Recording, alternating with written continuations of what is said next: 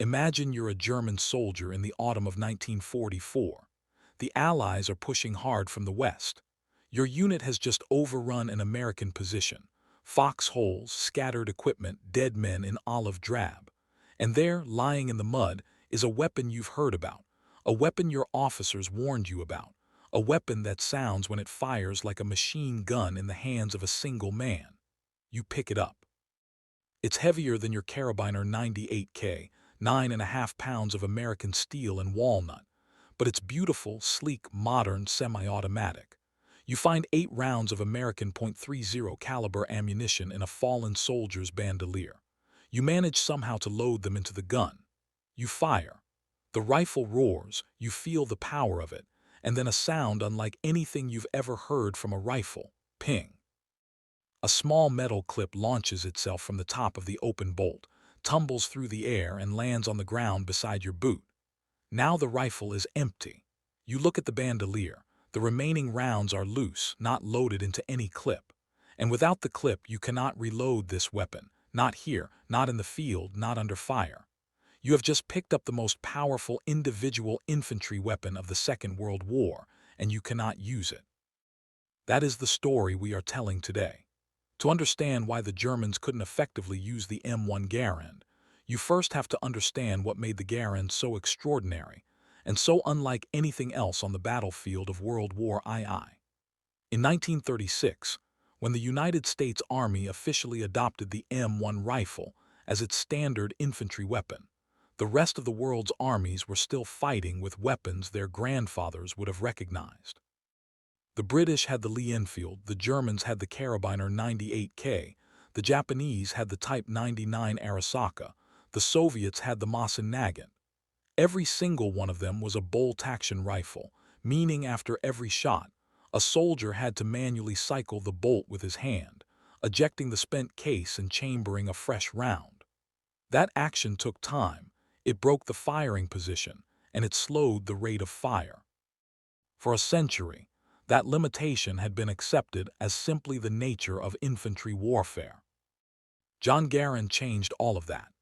Born on New Year's Day 1888 on a farm in Saint-Trémy, Quebec, Canada, Jean Cantius Garand was the son of a large family that moved to Connecticut after his mother died when he was 10 years old. He became a bobbin boy in a textile mill, sweeping floors, learning English and watching machines work. From machines, he learned the logic of mechanical systems, how one moving part could trigger another, how energy could be redirected, how complexity could be made reliable. By the time he was a teenager, he had already patented 2 inventions. By the time the First World War ended, he had designed a light machine gun advanced enough to earn him a position at the Springfield Armory in Massachusetts, the heart of American weapons manufacturing.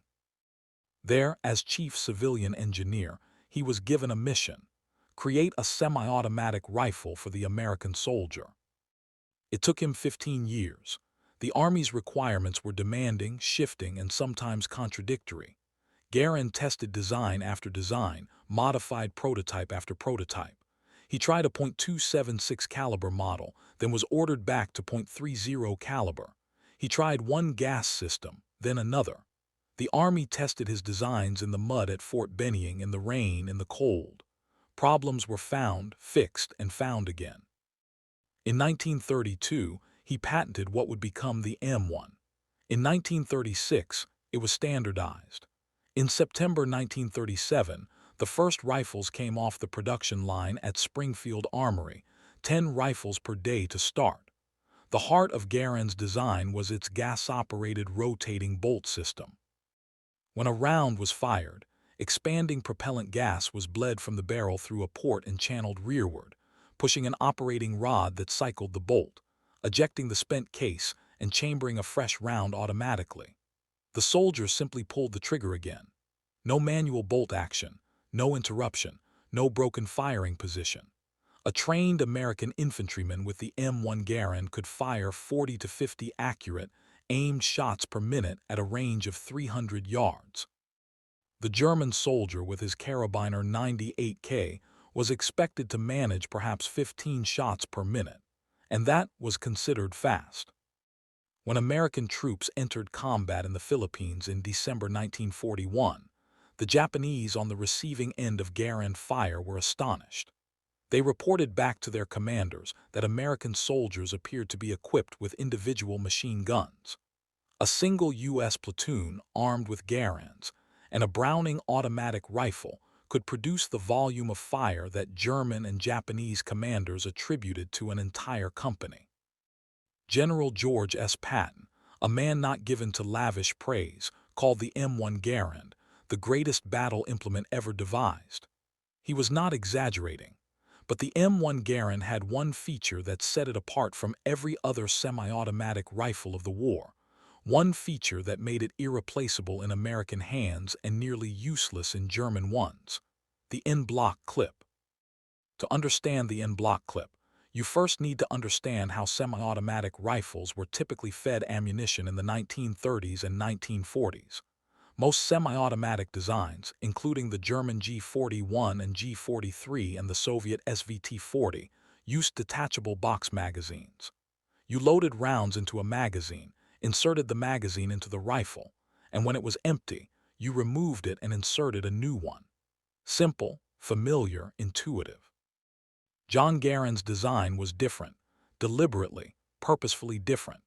The Army, in its design requirements, had specifically resisted the use of detachable magazines. Military thinking of that era held that soldiers could not be trusted with detachable magazines. They would lose them, damage them, or forget them. The British had actually chained the magazine of the Lee Enfield to the rifle to prevent soldiers from misplacing it. The Army wanted a self-loading rifle that could be fed from the top using a fixed internal magazine.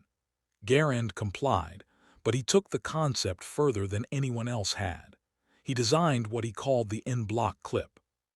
The word En-Bloc comes from French. It means all at once or as a whole. And that is exactly how this system works. The En-Bloc clip is a small, simple piece of sheet metal roughly the size of a man's palm. It holds 8 rounds of .3006 Springfield ammunition in 2 parallel columns of 4 stacked together. When you load the Garand, you don't load the rounds into a magazine and then insert the magazine. You press the clip, rounds and all, directly down into the receiver of the rifle through the open bolt into the internal magazine well. The bolt snaps forward over the loaded clip, chambering the first round automatically. Everything goes in at once, en bloc. When you fire the last round, the 8th round, something remarkable happens. A follower mechanism trips, and the action ejects the entire clip through the open bolt. The empty clip launches out of the top of the rifle with a distinctive metallic sound. The bolt stays open, locked back, ready for a new clip. Reload is fast, brutally fast. Slam a new clip down, the bolt snaps forward, and you're back in the fight. The entire sequence takes about 2 seconds for a trained soldier. The En-Bloc clip gave the American rifleman something no other infantryman in the world had: a true semi-automatic rifle that could be reloaded to full capacity in a single motion without a magazine to fumble with or a bolt to work by hand. It was a revolution in infantry firepower. But the clip created a problem that no one, not the Army, not John Garand, not the men who carried the rifle, had fully anticipated. The M1 Garand could not be effectively reloaded with loose rounds. Unlike a bolt-action rifle, where a soldier could press individual cartridges into an open magazine from a stripper clip or even load them one at a time, the Garand required the En-Bloc clip. The clip was not just a loading tool, it was the heart of the feeding system. Without the clip properly seated in the receiver, the Garand simply would not function as a semi-automatic weapon. Technically, a soldier could lock the bolt open and individually insert rounds into the clip while it was still seated in the magazine well. But this required 2 hands, considerable practice, and a level of deliberate attention that was, in the chaos of combat, essentially impossible. In practice, the American system worked because American logistics worked. En-Bloc clips came preloaded with ammunition, packaged in cloth bandoliers of 6 clips each, 48 rounds ready to grab, ready to slam home. The clips were treated as disposable. When empty, you dropped them. When the fight was over, you grabbed more from the nearest ammunition point. Supply was the system. The clip only worked inside that system. For a German soldier who had just picked up a captured Garand, none of that system existed. Picture the situation clearly. It is the summer of 1944. Allied forces are pushing through Normandy. German units are under tremendous pressure, suffering supply shortages, fighting retreat after fighting retreat. In the confusion of the front lines, there are moments, brief, desperate moments, when German soldiers encounter abandoned American equipment. An American position is overrun. Scattered across the ground are M1 Garands. There may be a few rounds of .3006 ammunition nearby, perhaps from a torn bandolier, perhaps from a fallen soldier's pouch, perhaps even a spare En-Bloc clip still loaded. A German soldier picks up the Garand. He has heard of this weapon, he has perhaps felt its effect, seen the volume of fire it produces, the way American squads can suppress an entire German platoon with rifles alone. If he is very lucky, he has an intact loaded clip. He manages to figure out the loading system. It is unusual. The clip goes straight down into the receiver and he fires. 8 rounds later, the clip pings out, the bolt locks back, and now he has a problem.